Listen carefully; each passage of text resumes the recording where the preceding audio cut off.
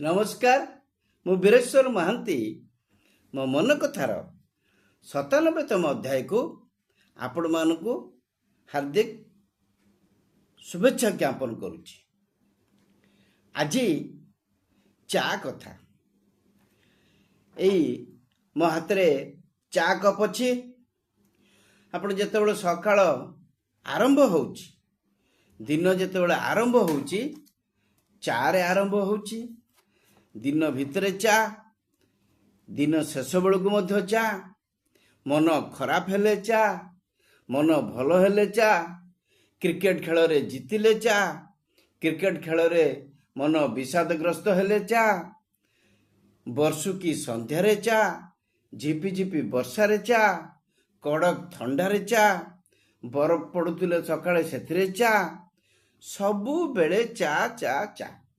कौ अतिथि मानक घर को गले चा किए अतिथि आम घर को आसिले चा आउ जोठी राजनीति साहित्य क्रिकेट रो आलोचना चली खटी चा खटी सेठी मध्य चा चा विभिन्न प्रकार चा ब्लू चा ब्लैक चा अदा चा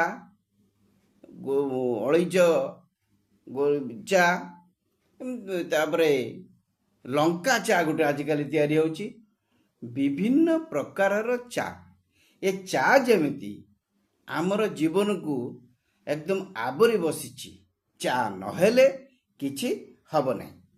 चार एते बहुल व्यवहार जे जल परे चा होछि एपरि एक तरल पदार्थ जहार व्यवहार बेसी। केवल गरीब धनी छोट होटेल बड़ होटेल सबु जगार चार प्रभाव। चा पीले मन टिके सतेज हो जाए मन टिके प्रफुल्ल हुए मनर विषाद दूर हुए अवसाद दूर हुए कपे चा मारिदेले काम करने को आउ टिके इच्छा हुए। एणु चा को गोटे आम सहित ता सहित आमर गोटे भावगत संपर्क सृष्टि होइछि। चार एणु गोटे भावगत संपर्क सांस्कृतिक संपर्क सामाजिक संपर्क चार आम मान जीवन रे होइछि। तबे चा रो गुरुत्व को अनुभव करी मे 21 आज दिन रे आंतर्जातिक चा दिवस पालन करा जाउछि। यूनाइटेड नेशंस मिलित जातिसंघर जो खाद्य एवं कृषि संगठन अच्छी से माने गोटे रिजोल्यूशन करिसेंती 1919 मसीह रे जे डिसेंबर 21 तारिख रे रिजोल्यूशन टा हैतिला जे मे 21 रु आंतर्जातिक चा दिवस पालन करा जिवो। 2020 मसीह रु ए दिवस पालन करा जाउची मे 21 को एवं मे मास को चा दिवस आंतर्जातिक चा दिवस पालन करिवार उद्देश्य होउची जे मे मासरे अधिक चा उत्पादित हुए। एणु मे 21 तारिख को आंतर्जातिक चा दिवस रूपे पालन करा जाउची। यहाँ पूर्व 2005 मसीहा डिसेंबर 15 तारिख रे चा दिवस पालन करा जाउथला एवं यही चा दिवस भारत बांग्लादेश श्रीलंका नेपाल टांजानिया थाईलैंड मालेशिया एमती केते देश रे ए चा दिवस पालन करा जाउथला एवं ए जो 2005 मसीहा रे चा दिवस प्रथम पालन करा जाइतिला सेटा भारतर नुआ दिल्ली रे चा दिवस पालन करा जाइतिला। ए चा को जते बेले आमे कोउटी ए चाटार उत्पत्ति प्रथम हेची कहा जाए जे चाइना रे ए चार उत्पादन प्रथम हेची।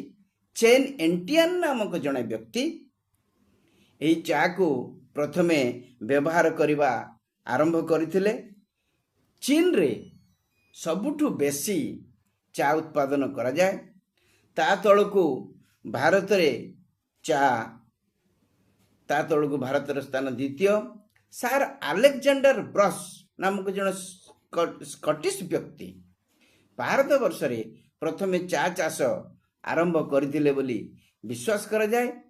जोटा आपणकर अच्छी दिब्रुगढ़ ଦିବ୍ରୁଗଡ଼କୁ କୁହାଯାଏ ଭାରତର ଚାର ସହର। ଆସାମରେ ଏଠି ବହୁତ ଚା ଉତ୍ପାଦନ କରାଯାଏ।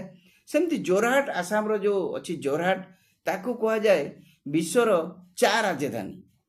ଆଉ ଦାର୍ଜିଲିଂ କଥା ତ ଆମେ ସମସ୍ତେ ଜାଣୁ, ଦାର୍ଜିଲିଂର ଚା ଖୁବ୍ ବଢ଼ିଆ। ଏଣୁ ଏଇ ବର୍ଷ ଏଇ ଚାର ଯେଉଁ ଚା ଚାଷ ହେଉଛି, ଚାର ଏଇ ଚାଷର ବିକାଶ ପାଇଁ এই আন্তর্জাতীয় চা দিবস পালন କରାଯାଉଛି। 2026ରେ ଯେଉଁ ଆନ୍ତର୍ଜାତୀୟ ଚା ଦିବସ ପାଳନ କରାଯାଉଛି ତାର ଗୋଟିଏ ଥିମ୍ ଅଛି। ସେ ଥିମ୍ଟି କ'ଣ ନା ଚାର ସ୍ଥାୟୀ ବିକାଶ ଏବଂ ଚା ସମୁଦାୟକୁ ସହଯୋଗ। ଏହାର ଅର୍ଥ କ'ଣ? ଚାର ବିକାଶ କେମିତି ହେବ ନା ଚାକୁ ଯେଉଁମାନେ ଚାଷ କରୁଛନ୍ତି, ଶ୍ରମିକ, କୃଷକ ଏବଂ ଏସବୁ କାମରେ ଯେଉଁମାନେ ସହଯୋଗ କରୁଛନ୍ତି, ସେମାନଙ୍କର କେମିତି ବିକାଶ ହେବ, ସେମାନେ କେମିତି ଉନ୍ନତି ପ୍ରଣାଳୀରେ କୃଷି କରିପାରିବେ, ଶ୍ରମିକମାନେ ଉପଯୁକ୍ତ ପାରିଶ୍ରମିକ ପାଇବେ। ଏ ମୋଟ ଉପରେ ଚା ଉତ୍ପାଦନ ପାଇଁ ଯେଉଁ ମୋଟ ସମୁଦାୟ ଅଛି, ସେ ସମୁଦାୟକୁ କିପରି ସହଯୋଗ କରାଯାଇପାରିବ ଏବଂ ଚାର ଉତ୍ପାଦନ କିପରି ବଢ଼ିପାରିବ, ସେଥିପାଇଁ ଆଜିର ଏ ଆନ୍ତର୍ଜାତିକ ଚା ଦିବସ ଚାର ସାଂସ୍କୃତିକ, ଅର୍ଥନୈତିକ ଓ ସାମାଜିକ ଗୁରୁତ୍ୱ ବାବଦରେ ଲୋକମାନଙ୍କୁ ସଚେତନ କରିବା ପାଇଁ ଆଜିର ଏ ଆନ୍ତର୍ଜାତୀୟ ଚା ଦିବସ ପାଳନ କରାଯାଉଛି। ଚାର ଆମେ ତ ଯେତେବେଳେ କହିଲେ ଚା ବିଷାଦ ଦୂର କରେ, ଚାହା ମନକୁ ପ୍ରଫୁଲ୍ଲିତ କରେ, ଚା ଅଧିକ କାମ କରିବା ପାଇଁ ପ୍ରେରିତ କରେ, ଉତ୍ସାହିତ କରେ ଏବଂ ଏ ଚାହା ମଧ୍ୟ ମାନସିକ ଭାବରେ ଆମକୁ ଶକ୍ତି ପ୍ରଦାନ କରେ, ଆମର ଖାଦ୍ୟ ହଜମ ପ୍ରକ୍ରିୟାରେ ସାହାଯ୍ୟ କରେ, ଆମର ବ୍ଲଡ଼ ସୁଗରକୁ କଣ୍ଟ୍ରୋଲ କରିବାରେ ସାହାଯ୍ୟ କରେ, କୋଲେଷ୍ଟ୍ରଲକୁ କଣ୍ଟ୍ରୋଲ କରିବାରେ ସାହାଯ୍ୟ କରେ। କେମିତି? ଯେମିତି କୁହାଯାଏ ଯେ ଯେକୌଣସି ଜିନିଷକୁ ଅତ୍ୟଧିକ ବ୍ୟବହାର କଲେ ତାର ମଧ୍ୟ କ୍ଷତି ଅଛି। ଯେମିତି ଆପଣ ଯଦି ଚାଟାକୁ ଖାଲି ପେଟରେ ପିଇବେ ତାହେଲେ ପେଟରେ ଗ୍ୟାସ୍ ସୃଷ୍ଟି ହେବ, ପେଟରେ ଜଳାପୋଡ଼ା ହେବ ଏବଂ ଆଉ କିଛି ଲୋକ ଅଛନ୍ତି ତାଙ୍କ ଶରୀରଟା ଏପରି ଗଠନ ହେଇଛି ଯେ ସେମାନଙ୍କୁ ଚା ତାଙ୍କ ଦେହରେ ଯାଏ ନାହିଁ। ଏଣୁ ଚାଟା କେତେ ଲୋକ ଠିକ ଭାବରେ ଖାଇପାରନ୍ତି ନାହିଁ, ପିଇ ପାରନ୍ତି ନାହିଁ।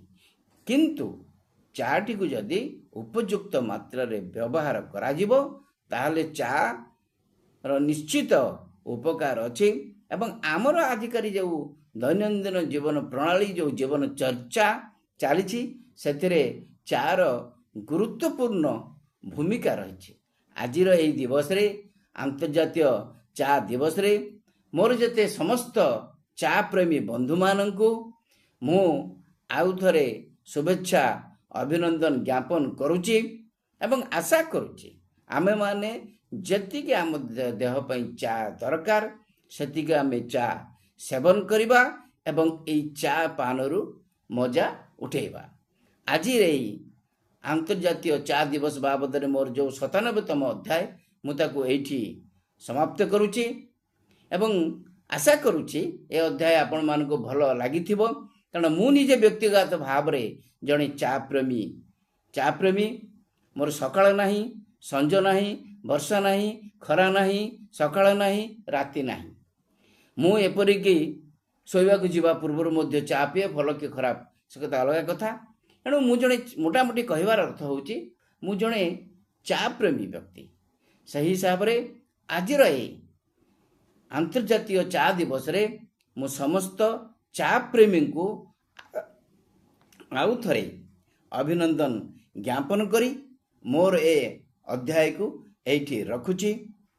ଏ ଅଧ୍ୟାୟ ଆପଣମାନଙ୍କୁ କିପରି ଲାଗିଲା ମତାମତ ଦେଇ ଜଣାଇବେ। ଯଦି ଭଲ ଲାଗିଥାଏ ଲାଇକ୍ କରିବେ, ସେୟାର କରିବେ, ସବସ୍କ୍ରାଇବ୍ କରିବେ। ନମସ୍କାର। ବନ୍ଦେ ଉତ୍କଳ ଜନନୀ। ଜୟ ଜଗନ୍ନାଥ।